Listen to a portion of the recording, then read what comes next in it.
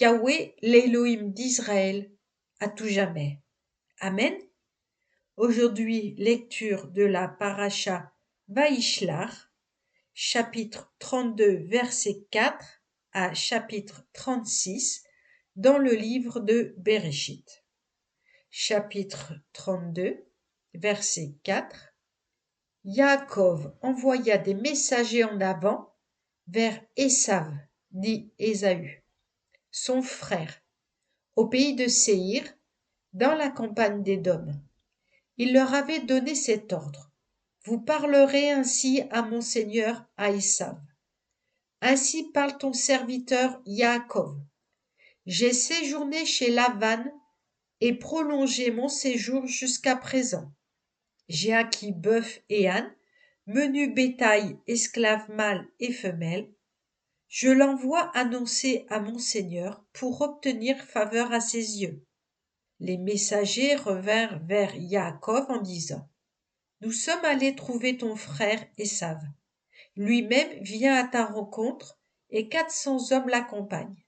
Yaakov fut fort effrayé et plein d'anxiété. Il distribua son monde, le menu, le gros bétail et les chameaux en 2 bandes, en disant: Si Ésav attaque l'une des bandes et la met en pièces, la bande restante deviendra une ressource. Puis Yaakov dit: Ô divinité de mon père, Abraham, divinité d'Itsrak, mon père, Yahweh, toi qui m'as dit: Retourne à ton pays et à ton lieu natal, je te comblerai.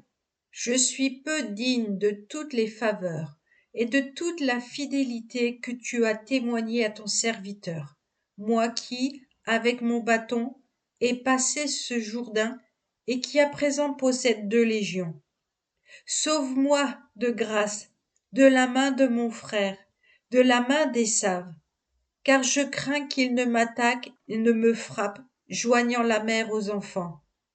Pourtant tu as dit: Je te comblerai de faveurs et j'égalerai ta descendance aux sables de la mer, dont la quantité est incalculable. Il établit là son gîte pour cette nuit, et il choisit dans ce qui se trouvait en sa possession un hommage pour Ésav son frère.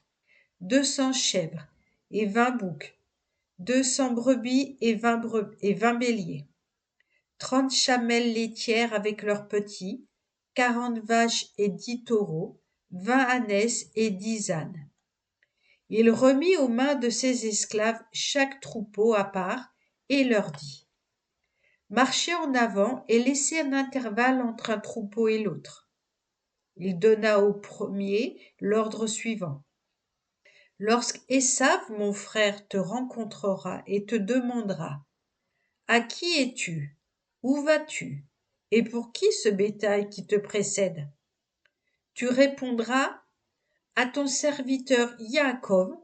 Ceci est un hommage adressé à mon seigneur Ésav, et Yaakov lui-même nous suit. Il ordonna de même au second, de même au troisième, de même à tous ceux qui conduisaient les troupeaux en disant: C'est ainsi que vous parlerez à Ésav quand vous le rencontrerez.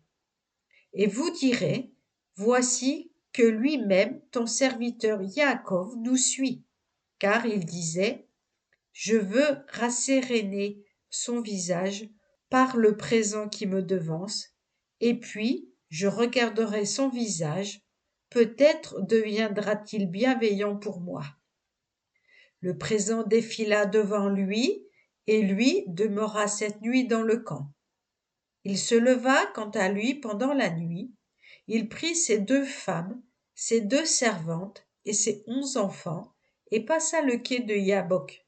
Puis il les aida à traverser le torrent et fit passer ce qui lui appartenait. Yaakov étant resté seul, un homme lutta avec lui jusqu'au lever de l'aube. Voyant qu'il ne pouvait le vaincre, il lui pressa la cuisse, et la cuisse de Yaakov se luxa tandis qu'il luttait avec lui. Il dit: Laisse-moi partir, car l'aube est venue. Il répondit: Je ne te laisserai point que tu ne m'aies béni. Il lui dit alors: Quel est ton nom? Il répondit: Yaakov.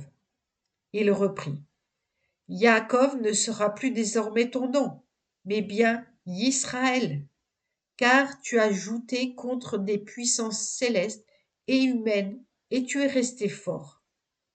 Yaakov l'interrogea en disant: Apprends-moi, je te prie, ton nom. Il répondit: Pourquoi t'enquérir de mon nom? Et il le bénit alors. Yaakov appela ce lieu Péniel, parce que j'ai vu un être divin face à face, et que ma vie est restée sauve. Le soleil commençait à l'éclairer lorsqu'il eut quitté Péniel. Il boitait alors à cause de sa cuisse. C'est pourquoi les enfants d'Israël ne mangent point encore aujourd'hui le nerf sciatique qui tient à la cavité de la cuisse.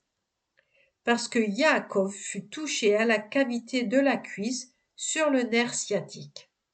Amen.